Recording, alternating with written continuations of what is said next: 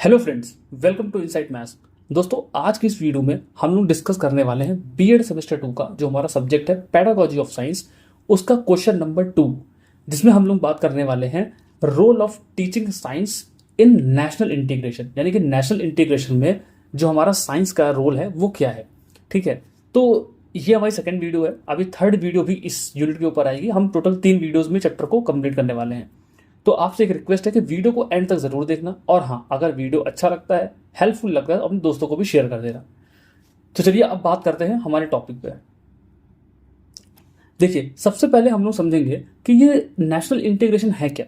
देखिए, लिखा हुआ है national integration refers to the process of unifying various group within a country to create a sense of common identity and purpose. यानी कि यहां पर हम लोग बात कर रहे हैं कि हमारे कंट्री में जितने भी अलग अलग तरह के ग्रुप्स बने हुए हैं उनको यूनिफाई करने की यानी कि मतलब है कि उनको यूनाइट करने की, उनको एक करने की बात करी गई है। ठीक है, और जिससे कि क्या हो सके, जिससे कि हम लोगों में सेंस ऑफ कॉमन आइडेंटिटी और पर्पस हो सके, जो कि है हमारा नेशन। ठीक है, मतलब नेशनल इंटीग्रेशन क्या है, एक ऐसा प्रोसेस है जिसमें हम लोग अलग अलग ग्रुप को कोशिश करते हैं कि वो सबके सब एक में ही आ जाए, और उससे हो क्या कि जो हमारे अंदर जो एक कॉमन आइडेंटिटी की भावना है, फिर कॉमन पर्पस की भावना है, वो पैदा हो सके। और वो है क्या कि देशभक्ति होनी चाहिए, हमारे देश को आगे लेके जाना है, ये कॉमन सब में होना चाहिए। अब अगर देखिए कुछ बात करें एस्पेक्ट्स ऑफ, मतलब क्या क्या चीजें होती हैं हमारे नेशनल इंटीग्रेशन में, तो उसके यहाँ पे मैंने कुछ एक चार टाइप का बना रखा है। देखिए, नेशनल इंटीग्रेशन में सबसे पहला हमारा पॉइंट है कि यूनिटी इन डाइवर्सिटी। देखिए, आपको पता है कि हमारे इंडिया में कितनी डाइवर्स, मतलब कितनी ज्यादा डाइवर्सिटी है। अलग अलग कल्चर है, अलग अलग रिलीजन है, अलग अलग कास्ट, पता नहीं क्या क्या चीजें हैं, फिर भी हम सब एक साथ रहते हैं, एक घर के जैसे। ठीक है, तो नेशनल इंटीग्रेशन के लिए ये चीज सबसे इंपॉर्टेंट है कि भले ही हमारे पास कितनी डाइवर्सिटी भी हो, ठीक है, लेकिन हम एक साथ मिलकर एक घर के तरीके रहें। दूसरा है नेशनल आइडेंटिटी। ठीक है, नेशनल आइडेंटिटी का मतलब क्या है कि भले ही हम सब अलग अलग हैं, कोई हिंदू है, कोई मुस्लिम है, कोई सिख है, कोई ईसाई है, लेकिन अगर फिर भी हम पूछे सबसे, तो वो क्या है, सबसे पहले वो बोले कि मैं इंडियन हूं, उसके बाद जो भी है वो है। ठीक है, तो अगर बात कभी भी आएगी कि हम क्या हैं, तो हम सबसे पहले बोलेंगे हम इंडियन हैं। हम हिंदू, मुस्लिम, सिख, ईसाई जो भी है वो सब बाद में आता है। ठीक है, तो नेशनल इंटीग्रेशन में सबसे हमारा जो पहला पॉइंट था वो है यूनिटी इन डाइवर्सिटी, और दूसरा है नेशनल आइडेंटिटी सब। ठीक है, उसके बाद है कॉन्फ्लिक्ट रिजोल्यूशन। अब देखिए, अगर आप एक घर में रहते हैं, चाहे अपनी फैमिली की बात कर लीजिए, अपने मोहल्ले की बात कर लीजिए, अपने देश की बात कर लीजिए, ठीक है, सब में कॉन्फ्लिक्ट्स होते हैं, और कोई भी ऐसा नहीं है कि कॉन्फ्लिक्ट्स ना हो। ठीक है, तो कॉन्फ्लिक्ट्स होंगे, सब में होंगे, लेकिन बस बात यह है कि हम इन कॉन्फ्लिक्ट्स को कितना इजीली या फिर कितना मतलब आराम से हैंडल कर लें। ठीक है, अगर हम किसी कोई कॉन्फ्लिक्ट हो रहा है, उसमें दंगे हुए जा रहे हैं, घर में लड़ाई हो रही है, तो उसमें बहुत लड़ाई मतलब बढ़ती जा रही है, तो इस तरह हमारे नेशन में इंटीग्रेशन नहीं आ पाएगा। ठीक है, अगर हम चाहते हैं कि हमारा देश अच्छी तरीके से रहे, सब कुछ, सब लोग इंटीग्रेटेड रहें, प्यार से रहें, तो हमें इन कॉन्फ्लिक्ट्स को रिजॉल्व करना होगा, वो भी बहुत ईजिली। ठीक है, और बहुत आराम से करना होगा, जिससे कि जो भी कोई जैसे दंगे या फिर कोई झगड़ा फसाद, इस तरह की चीजें ना हो पाए। उसके बाद है नेशनल सिक्योरिटी। अगर नेशनल इंटीग्रेशन रखना है तो नेशनल सिक्योरिटी तो मस्ट है। ठीक है, उसके बाद है इंक्लूसिव डेवलपमेंट। इंक्लूसिव एजुकेशन शायद आपने सुना होगा, लेकिन इंक्लूसिव डेवलपमेंट का मतलब भी कुछ कुछ वैसा ही है कि हम डेवलपमेंट करें, और ये भी ध्यान रखें कि हर वर्ग का हमारा डेवलपमेंट होना चाहिए। ये नहीं कि सिर्फ अमीर अमीर होता जा रहा है या फिर गरीब गरीब होता जा रहा है, हम हिंदू का डेवलपमेंट करेंगे, मुस्लिम का नहीं करेंगे, या फिर मुस्लिम का करेंगे, हिंदू का नहीं करेंगे। तो इस तरह की चीजें नहीं, हमें सबको साथ में लेकर के चलना है। ठीक है, हर तरह के लोगों का डेवलपमेंट होना चाहिए, क्योंकि वो भी हमारे देश का ही हिस्सा है। ठीक, उसके बाद है सोशल कोहेशन। इसका मतलब है कि सामाजिक एकता, या फिर सब सब लोग जितने भी समाज के, वो सब एक दूसरे से प्यार से रहें। ये भी हमारा एक नेशनल इंटीग्रेशन का बहुत ही इंपॉर्टेंट पॉइंट है।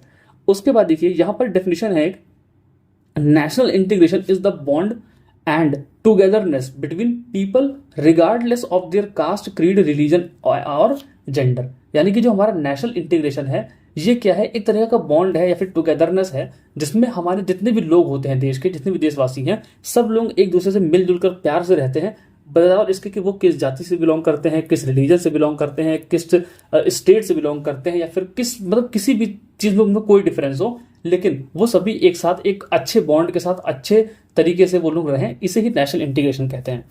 It is the feeling of oneness, brotherhood and social unity under communities and society in the country, यानी कि जो भी यहाँ पर सोसाइटीज़ हैं, जितने भी हमारे रिलीजन्स हैं या फिर जितनी हमारी कम्युनिटीज़ हैं, उन सब में क्या हो, वननेस हो, यानी कि एकता हो, उन सब में क्या हो, ब्रदरहुड, मतलब भाईचारे की जो भावना होती है वो सब हो, तब हम लोग उसे क्या बोलते हैं, नेशनल इंटीग्रेशन कहते हैं।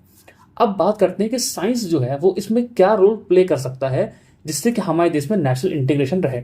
देखिए, बात करते हैं role of science teaching to develop national integration.